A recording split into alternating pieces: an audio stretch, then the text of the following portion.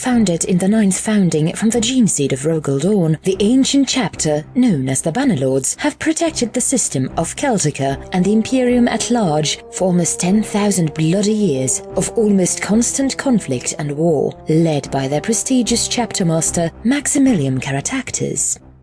The chapter originates from the world of Britannicum, a planet with a culture very similar to that of ancient Terran Celts. The Bannerlord chapter of Astartes were supposedly created to protect the distant Celtican system located within the Segmentum Pacificus and ensure it stays under Imperial control.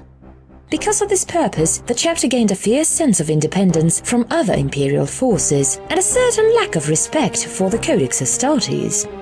The first notable actions undertaken by the chapter were the War of the Beast, where the chapter master, known as Gwydion, led the Bannerlords to glory, defending Terra during the Last Wall Protocol alongside the Imperial Fists, and other successes.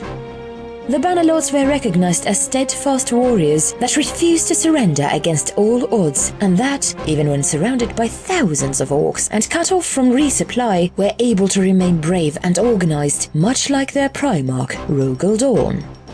Gwydion continued to lead the chapter seemingly for millennia before being slain in an assault on his personal flagship, the Righteous Indignation, during the conflict in the Elfanor sector by Abaddon the Despoiler himself in 001 M34. Despite supposedly managing to cross blades with the War Master, Gwydion and his honor guard would be slain to the last.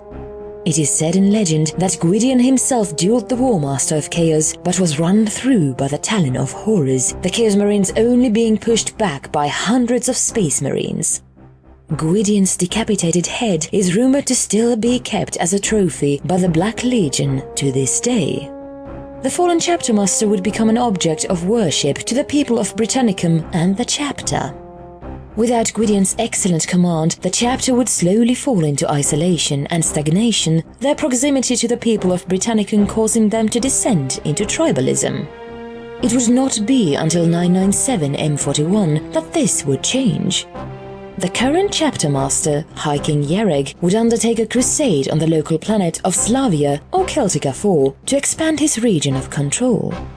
However, the local population, using salvaged Imperial equipment, would put up a harsh resistance and kill Yareg himself in battle. The death of their chapter master would throw the Bannerlords into chaos. It was only through the intervention of the second captain Maximilian Caratactus that the chapter survived. Taking control, Caratactus would unite the various clans of Britannicum and reform his chapter into a force of almost 5,000 Astartes. The chapter would consist of 5 battalions, each containing 10 companies of 100 Astartes. Under this new leadership, the chapter would invade Slavia again in the successful Second Slavian Crusade, crushing local resistance with thousands of Imperial Guard-backed attacks on major command centers and valuable locations. Alongside the planet, Caratactus would spread his kingdom to include several sectors in the region. However, this would not last. Alongside almost half his chapter, the 6th captain, Malcolm, would betray the chapter master, falling to chaos under the influence of the demon blade, Malcor, which preyed upon the captain's bitterness at not leading the chapter himself. The ensuing civil war would last for years, finally culminating in the siege of Crow's Reach, the Bannerlords' fortress monastery on Britannicum. After ascending to demonhood, Malcor, now fused with the former captain, would destroy the fortress monastery, opening a warp rift on the planet and massacring the chapter entirely, with all but 37 of their number killed during the siege, but at the cost of thousands of traitor marines and hundreds of thousands of heretic guardsmen. During the final hours of the battle, the remaining 37 Bannerlords under Caratactus and 1st and 5th captains, Kane and Prydain, would attack Malcor's rift personally, donning the chapter's tactical dreadnought armor. Every warrior would fall in this assault, with all but the chapter master and his 1st captain being slain by demons or traitors. However, against the odds, Caratactus would force Malcor into the warp itself, closing the portal. Thus, 37 is the sacred number of the chapter, and only 37 honor guard are ever maintained. It was not until Caratactus mysteriously exited the warp in late 142 M41 that the chapter was reformed using Imperial Fist gene stock and Primaris Marines. After his years of torture, Caratactus was only able to survive due to emergency Primaris surgery.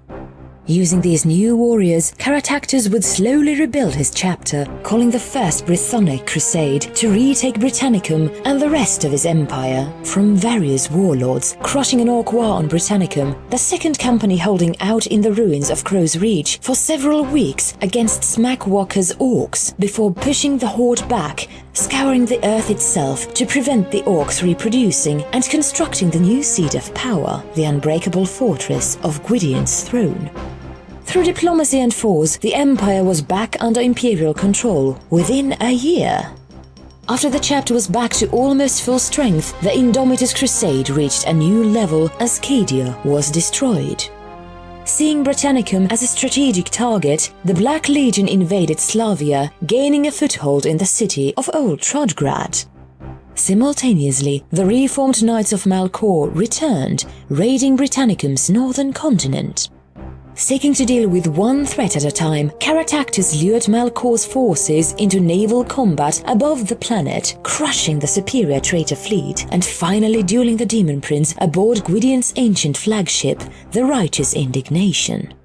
Malcor fought hard, able to cut off the chaptermaster's left arm and gouge out his left eye. However, his warband was destroyed and he himself was eventually banished to the warp, as Caratactus stabbed the demon in the mouth, shattering his sword and claiming Malcor's demon blade as his own. Shortly afterwards, healed by bionics but still weak, Caratactus led an assault on Trodgrad with his 1st, 2nd, 4th and 6th companies. Supported by the 1st Slavian Guard Regiment, the assault was furious and relentless, Bannerlords companies assaulting entrenched positions through grueling street fighting and close-quarters combat.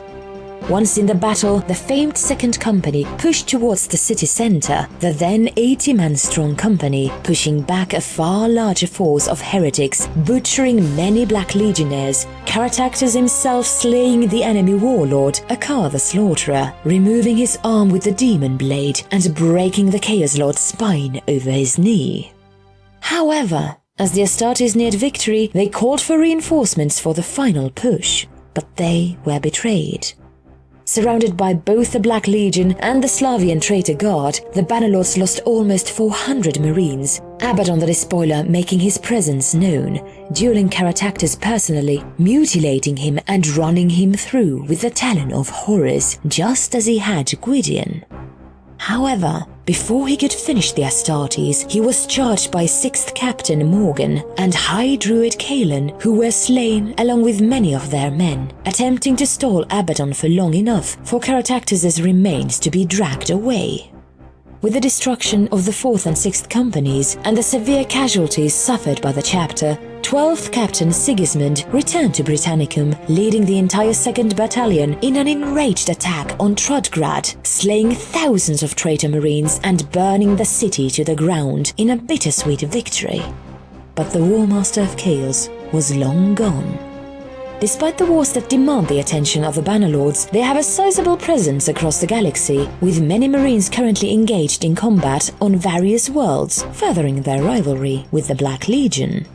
Experts in mass assaults and city defense, the Bannerlords are renowned for their resilience and stubborn nature, luring enemies into attacks against fortified positions before launching lethal counterattacks with the Fury of Dawn himself, yelling their battle cry, "For Gwydion and the High King!" Because of this doctrine, the chapter often works in full companies or even battalions, unlike most other chapters. The blue color of their armor mirrors the woad paint worn by warriors of Britannicum and so represent the people. The red trim represents the bloody history of the chapter and the willingness to sacrifice anything to protect the Imperium. The white pauldrons represent the purity of the chapter and Dawn's gene seed. Finally, the gold of their 1st Company and Captain helmets represent the royalty of the chapter master and the majesty of the chapter. As their namesake suggests, they are known to use an inordinately high number of standards, with not only one for every company, but banners carried for captains and certain campaigns. The Bannerlords make little use of Reavers and Phobos armor, as they see them as pointless when a full-scale war is more useful. Despite their doctrine, however, they still take a large amount of care protecting the civilians in whatever war zone they fight in, and have gained strong relationships with the Salamanders and Blood Angels chapters, in addition to other successors of the Imperial Fists. Their size, however, has led to conflict with both the Inquisition and the Ultramarines, as they disregard the Codex Astartes. Now, facing an impending war once more, the Sons of Dawn stand ready to face the hated enemy wherever they surface, with forces aiding on Vigilus and many other worlds, escorted by their mighty space fleet. And so, the bloody legacy of the Bannerlords continues.